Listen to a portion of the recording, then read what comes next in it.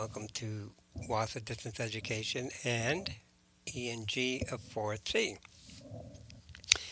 Today we'll do a short review of the material we covered in our previous class, that was yesterday, and then we will move on to the next activity, which would be Activity 6. I have the two key questions up here that you were asked to complete um, on the screen. We have key question 32 right up here on the top, the memo rankings. Okay, so the memo rankings is a great little activity exercise for you to, first of all, assess um, another person's, and in this case, the other persons were teachers, assess their assessment. Right, so this is a great way for you to um, familiarize yourself with the criteria um, and the attributes of writing a good memo. All right, and also in this key question, you became aware of how important is the audience when you were in your writing, right? And also the purpose of what you are writing for, and then, of course, the format. So memos have a unique format, different from many of the other types of genres of writing that we looked at. And let's see. So, yeah, and then you get actually in 33, key question 33, you write a memo. But in this particular memo, you will refer to the assignments that are involved in writing your report, right? So this is the time where you're going to introduce the topic and subtopics of your report to your teacher. And this is great because it opens up all kinds of pathways to discussion and reflection and some back and forth banter between the teacher and the student. So that those are the two key questions you will be responsible for. Don't forget to, I stress this often, the rubric, to check out the rubric, right? Because it's all right there what you need to do. Now, they're never that specific.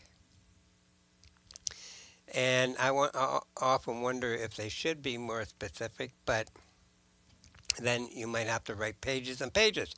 So this demonstrating excellent knowledge and understanding of the memo format. Well, to demonstrate that, you would have had to successfully do key question 32 and also um, be aware of all of the content we discussed previously in the activity. Okay, so everything is spelt out there. You just have to make sure that you understand it and then apply it. All right, activity 6, we start today on page 63. Beginning research. In this activity, you review research strategies, including how to do an advanced internet search. You will then apply these strategies to researching your chosen topic for your research report. Next, you will submit your research notes and an outline for your report to your teacher for feedback. And we did go over these learning goals and success criteria yesterday, so we had a little extra time, but we'll go over them again today just to review and refresh your mind here on what we are going to be achieving. And let's see, by the end of this activity, you'll be able to use some advanced internet search strategies, prepare a set of research notes, prepare an outline for a research report. And so you will know that you are successful when you can use internet search tools as operators. That's a strange reference there to operators, but we use operators are the keys to asking information on through the internet using Google or even using an AI program. You have to form the questions in the right way to get the information you want. Uh, Also, keyboard shortcuts to access specific information in a search. Use pre-reading strategies to determine whether or not a web page is useful and relevant for your research. It saves you a lot of time. Determine whether or not a website is a reliable source. I'll have a video on that tomorrow, okay?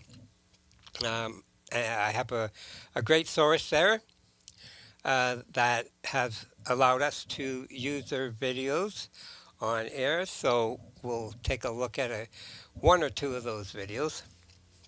Cite sources accurately using the APA format, and we've been addressing this right from the beginning of the course. Begin planning your research by organizing information using relevant headings and subheadings. Okay, so let's read through this content together. The bottom of page 63. But now you should have completed some storming, chosen a research topic, and prepared a list of research questions. Now it's time to start conducting research. Woohoo! You learned about research strategies in Unit 1, and you're most likely going to consult Google to start looking for information. That's a good place to start, but don't forget to ensure the material you consult is relevant and reliable. Two important terms there that I have to stress. Relevant simply means, well, it has something to do with what you're writing about. And reliable means that it comes from a good source, somebody you can trust. And then finally, make sure that you take advantage of Google's more advanced search features to find what you're looking for. We did touch on Google earlier on in the course as well, but we have some more in-depth information in this sort of slideshow. Um, Next page, get more out of Google. Tips and tricks for students conducting online research. There's a lot more to efficient Googling than you might think. In a recent study of student research skills, 3 out of 4 students couldn't perform a well-executed search on Google.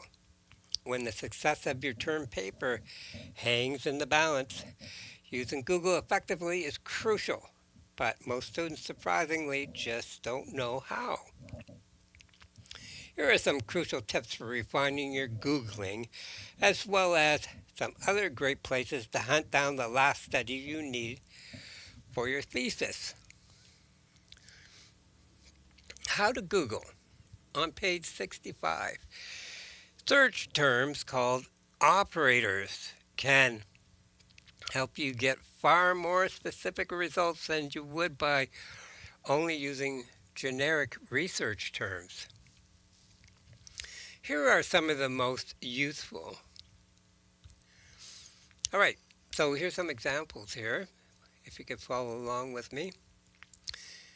Okay, what you want to find New York Times articles about test scores in college, but not the SATs. They're a specific type of uh, test score written between 2008 and 2010. Wow, that's some very specific information. But this just goes to show instead of asking for uh, test scores in college, right? You would have to know a little bit about why you didn't want the SATs and why you wanted in between the years 2008 and 2010. Nonetheless, how do you Google in these specifics? All right, so let's see. The site, when we want to do a search just on one site, so for instance, our example here is New York Times. So we key in the word site right here, like this example. I'm running my cursor over it here so you can see it. And then a colon, and then nytimes.com. All right, so that's the first step. Then we want to narrow down our search. Okay, so we have an ampersand, and you can see those on the keyboard. They're just below the escape key on the PCs. Ampersand college, right? Then, in quotation marks, we want to search for the exact phrase and not each of the words separately. And the exact phrase we want is test scores. So we put quotation marks around them. And so when the robot, that's what is searching for your information, uh, it doesn't look for test and it doesn't look for scores, it looks for test scores. That's what you want.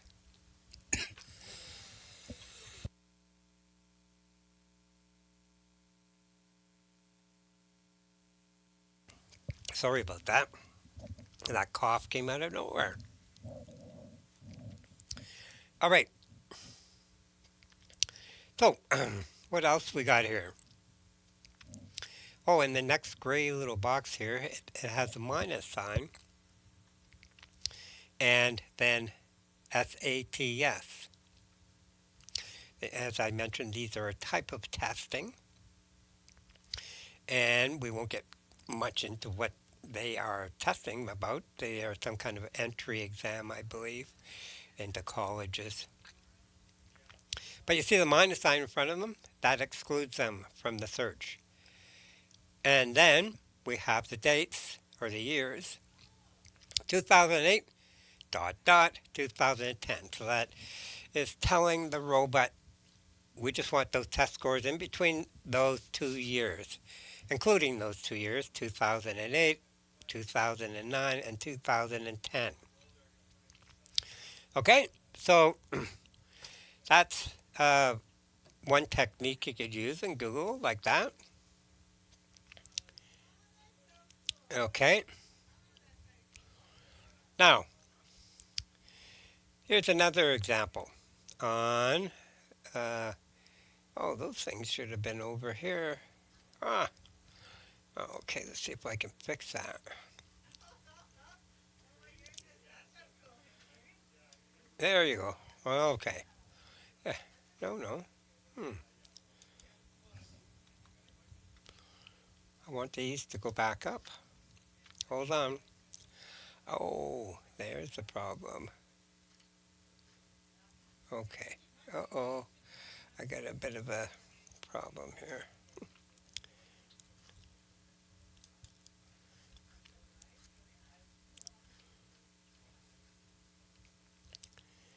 Okay, so these are all stuck together.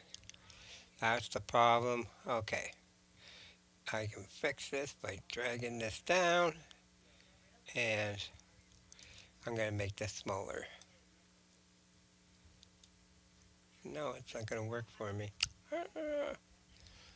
Hmm. Ah, can you see that? That these two entries here should be up. Well, okay, that's a bit of a problem, but see this green box here? It should be connected up here to this college with the ampersand college. And this yellow box here should be connected up here with these dates. And sorry about that, but a little bit of a problem there. I'll have to fix that for next year. I don't know how that slipped in like that. Anyways, let's go on. Okay, what is the problem here? What do you want? A report on the different airspeed velocities of common swallows. So, how do you Google it? Don't ask Google questions. Think about how an answer would be phrased and search for that. Never search for what is the airspeed velocity. Hmm. All right, that's good to remember. Next, we have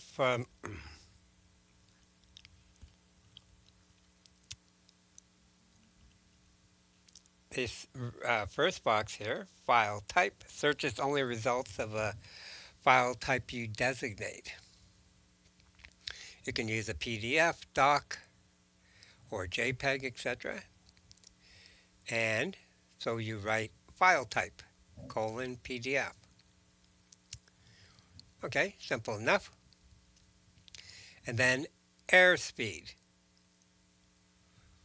Okay. And then in title, the yellow box here only shows results result with that word in the title. In this case, velocity. Okay, so in title, all lowercase with a colon. And then we are looking for everything that has velocity in its title. And then of replaces itself with common terms in your search. In this case, red rump swallow and lesser striped swallow will both be searched along with many others.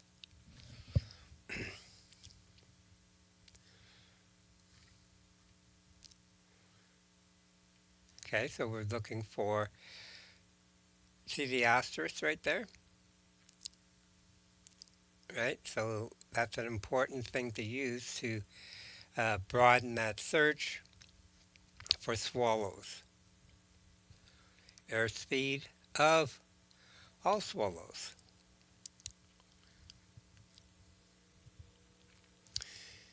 On page 67, there's a mention here of Google Scholar. For most projects you work on in college, simple Googling won't do the trick on its own. Enter Google Scholar, which exclusively searches academic and scholarly work. That is the kind of work you'll be needing for citing your papers. So at this point, we won't use Google Scholar because you probably don't have access to it. But when you go to college or university, you will use it. And see the bolded academic and scholarly work. This is referring to something called journals. And these journals are put out by um, very professional associations or organizations where they might be at a university and do all kinds of research. And you often can't find those when you do a search in Google. and I don't know why I don't, what it is I don't think that they submit the sites to um, the search engines. Because anytime you want your site searchable, you have to submit it to a search engine. It just doesn't pop up out of nowhere. You have to put in a little effort to get it accepted into that search engine. And I don't think they find it necessary, these academic scholars, to make um, this work immediately available to the general public. Because generally, if you read some of these research journals, they're very complex and complicated, and there's a lot of wordings in there that, well, I know they just go over my head. I've read some psychology journals like that, or any science type of journal, and they're very advanced. So,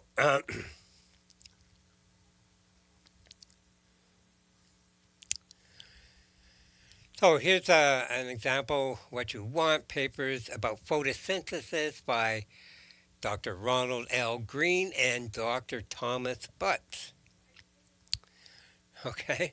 So photosynthesis is a very, very complicated um, process. I took it in third year biochem, and it was just awesome. So many details, like 22 little steps and little chemical changes every step. Um, yes. Well, I was overwhelmed, to say the least. um, but how would you Google it? Um, so, first of all, we will want to put the author in there if we know the author. Um, we know the one of the authors is Dr. Ronald L. Green. So in our search, we would put author colon Green. This would distinguish our search from looking for the word green, which there would probably be just millions and billions of hits. Then we put the title of the subject we're looking for, photosynthesis. And then in quotation marks for more specific results, you can put the author's full name or initials in quotes. So in this case, it's T.P. Butts.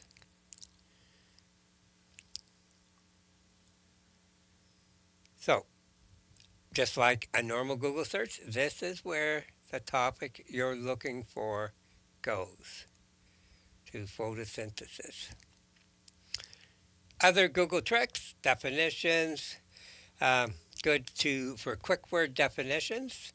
Just put define in front of the word and the word you want, right? Um,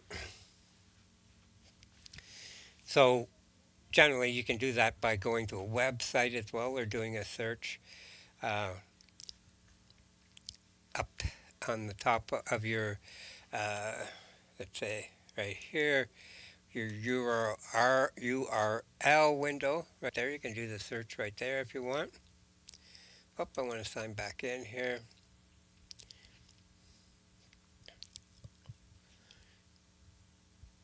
Come on now. Hmm.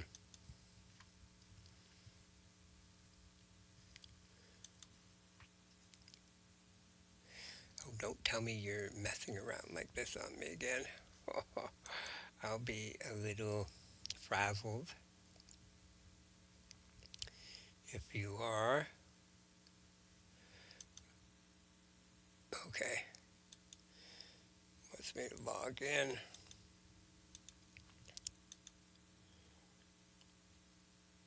There we go. Okay, succeed. All right, let's go back here. It's also a calculator. I won't spend too much time for some of these. Unit converter, pounds to kilograms. Keyboard shortcuts. 90% of internet users don't know how to use the command plus F to find items on a page. If you're one of those 90%, this section is for you. Now, they mentioned that um, most of the students who are using or in public schools are using Macs nowadays, but we have PCs, PCs here. So it in our example here, we use Command F, but with our PC, we use Control F. So we'll show you an example here. Let's find a website. There. Okay. And Control F. Where are you? Oh, move this out of the way. Right here. Okay, this little window pops up. It's pretty indiscreet here. Um, all right, so what am I going to look for here? The word fax, for instance. Ba, ba, ba. Let's go with fax.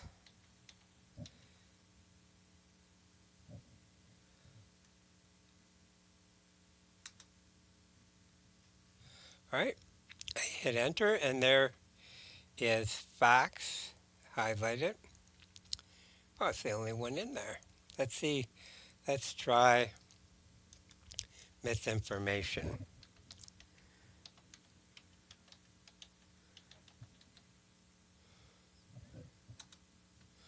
And notice all the um, sections here containing that word have been highlighted. Right? So it makes it, if there's a certain word that you want to find out information about, that's how you do it. Very simple, and it identifies it quickly for you, especially when you're just scanning to start off with, and you're kind of a bit overwhelmed with all this information you're having to read through and look at. Well, this is one way to highlight um, information so you can focus on it right away. Um, you can also, this next one here, find on page. Oh, we just did that one. There's also zoom in and zoom out, which be control plus or negative. Select the address bar during rapid Google searches, and a number of tabs can be fatiguing. Instead of mousing up to the address bar every time, just hit Command plus L. That's nice. And you go right to the address bar. This is very helpful. Cycle windows and apps. Uh, Research on the computer is always plagued by window and app clutter. This grows as your work does. Use Command plus, or let's try it with Control plus. Where's my control? And I'll just show you what will happen here. Oh, just went to the top of the page.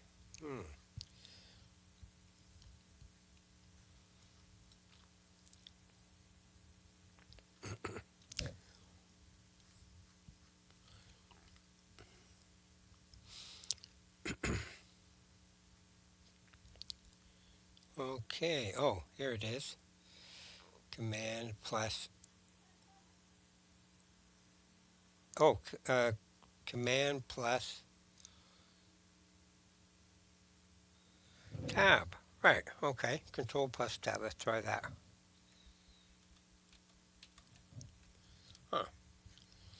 Oh, it's not doing it for me.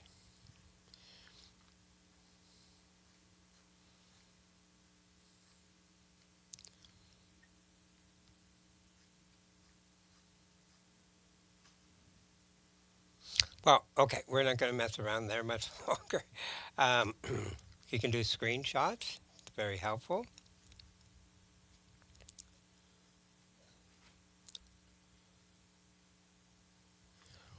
Now we have there's also the snip tool as well, which is very helpful. You just go down to your search box here and snip, snipping tool. That also helps you do screenshots as well. Now it says don't cite encyclopedia, but I have a video that is contrary to that information, and you may be getting a lot of people who mention that Wikipedia can't really be trusted, but it does have its uses, and we'll explain that later. But its uses lie in the sources, the references for the article, and they can help you direct your research even more successfully. And that's where you find the bibliographies. All right. It says here make friends with a librarian. We don't have many librarians around. We have a librarian Sioux Lookout, but often in our northern communities there are no librarians or libraries. So we tried to do our best with what we have as far as using the internet. On page 72, there is a list of reading strategies for research. When you start researching, the amount of information can be overwhelming. You're here. If you're not careful, you could find yourself spending 20 minutes reading a web page and then realize it doesn't have anything to do with your topic. Here are some strategies to help you. First of all, set a purpose for your reading. What specifically are you looking for? Refer to your research questions for this. That's why we do our research questions in the first place, to help us with this stage. As you are reading, ask yourself whether or not this information helps you answer your question. If not, does it help you answer one of the other questions? If the answer is no to both, then you should probably move on. On page 73, scan the page first for headings. Don't dive into the article right away. Scan it first, looking for headings, subheadings, bulleted lists are wonderful, and other text features that will give you a quick idea of what kind of information the source contains. Remember to ask yourself whether this information helps you answer any of your research questions. Break it all up into chunks. Find logical places to begin and end reading. Stop after each chunk. Summarize key ideas in your research notes, including any important facts or details. Then write down your thoughts about the material. For example, let's say on a Statistics Canada site, you learned that in 2011, the 5 most common violent offenses committed against women were common assault, 49%, uttering threats, 13%, serious assault, 10%, sexual assault, level 1, 7%, and criminal harassment, 7%. You might think that this would be good information to report as a pie chart. That's an important note to make right here.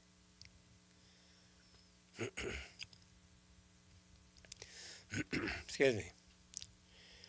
All right, so hold on.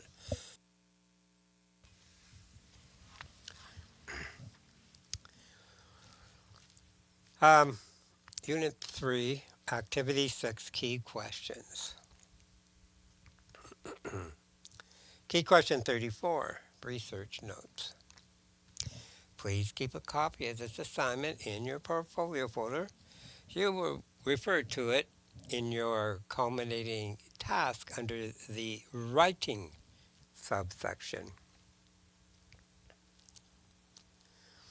So complete the following assignment and submit your research notes to your teacher. Use the following research notes graphic organizer to record your research notes. You must consult a minimum of 5 different reputable sources to gather the information you need for your research report. That's 5 books, websites, PDFs, videos, even. Use your research questions to guide you in your search. Here's an example of what an entry would look like. So we start off by putting the source. Remember to cite it using the APA format. Get help. That's the title. Put out by the Middlesex London Health Unit. Uh, the date it was published was 2013, January the 1st. Get help, Middlesex London Health Unit. All right, that's the title of the page. Retrieved May 23rd. You should always try to put the date that you retrieved the information from the website. 2014. From, and this is the URL from the website with the HTTPS. I'm not going to read this all. URLs can really be a mouthful, can't they? But it's better to copy and paste it if you can. That's why it's good to be working in digital technology to do that. It's so much simpler nowadays than it was before the personal PC became popular. Okay, so what it says, don't forget page number if available, and then what I think. So this is a quote that comes right out of the document. Actually, there's 2 quotes here. There's this bulleted list, talk to your doctor about, and then a bulleted list right here, how much you are drinking or using drugs, ways to reduce risk, what resources may be available to you in your community. And then there's another quote here, a much longer one. Um, Contact Ontario, 1-800-565-8603 for help with alcohol and other drugs, free, confidential, anonymous. All right, so this is all direct information that we took right from the actual site. It says here no page number is available. Well, a lot of web pages don't have page numbers. All right, and then this is your notes. You're telling yourself this provides really useful local information and will fit well under my how to get help heading. There's also a survey on this page that helps a person identify risks related to drinking habits, and some of this information might be helpful. I think this is a reliable source because it is created by a municipal health unit, and you can easily find their contact information. The information has been updated fairly recently as well.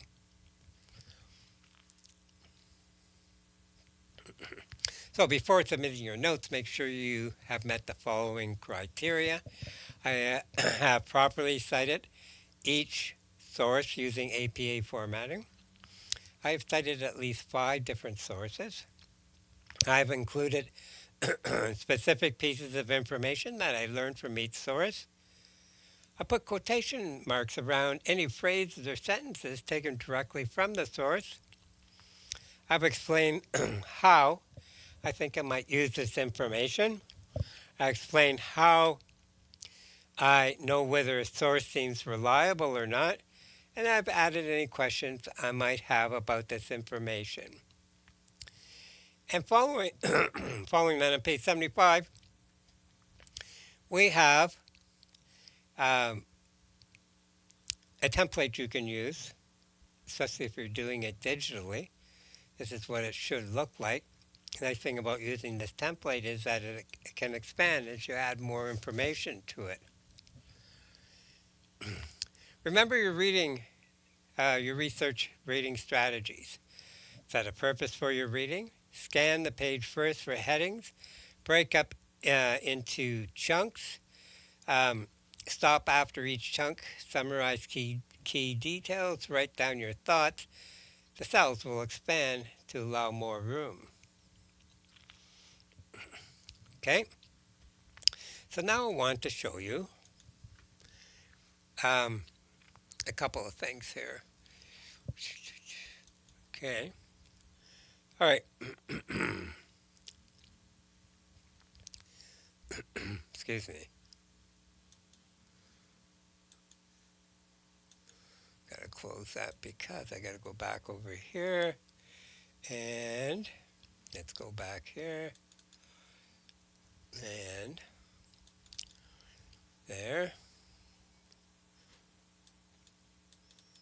And I want to show you an example of notes.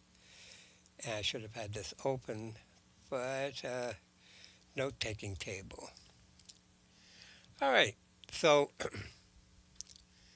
oh, I thought I had more notes in here. Maybe there's another one.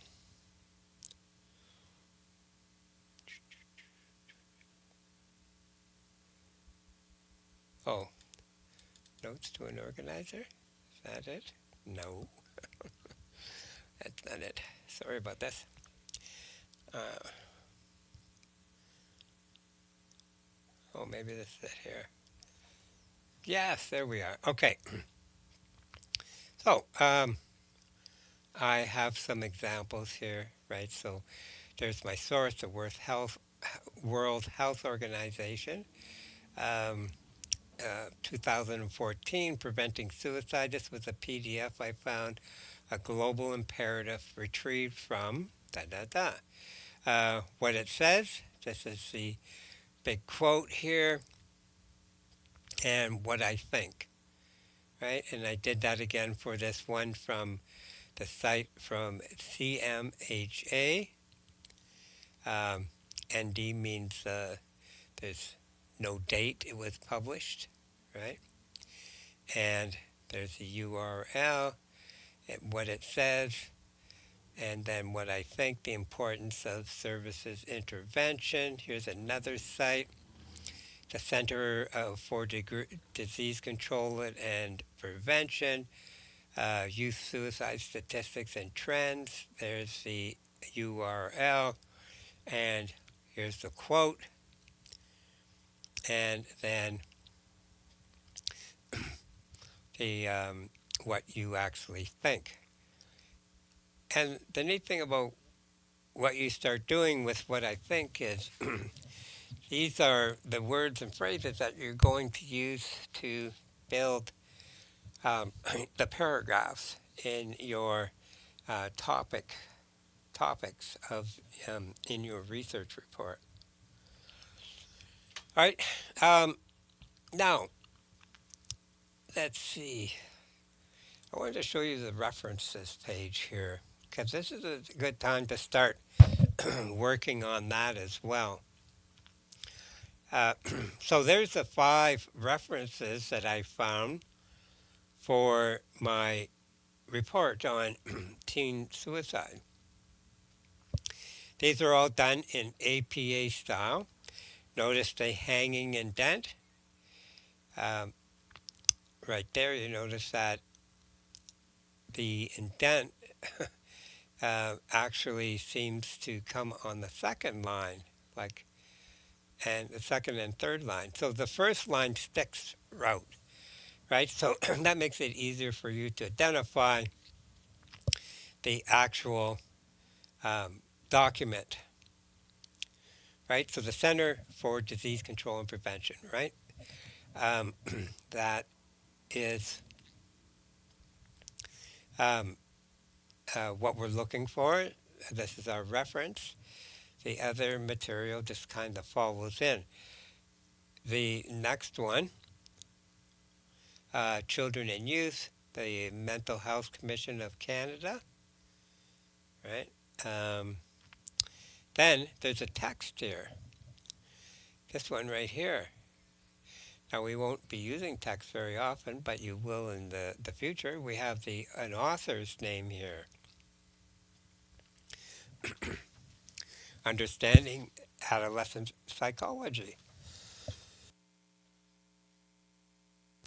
And let me get a drink with the title, the publisher,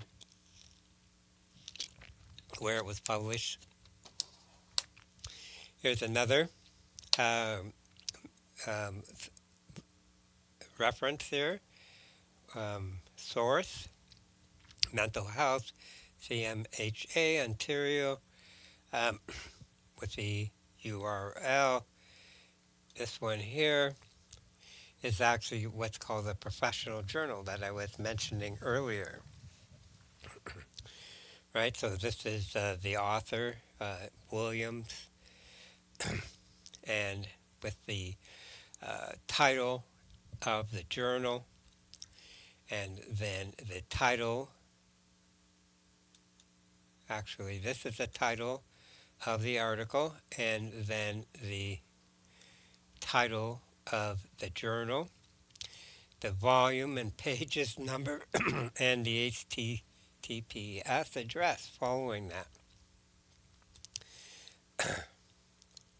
Now, this one is a PDF that was downloaded from the World Health Organization.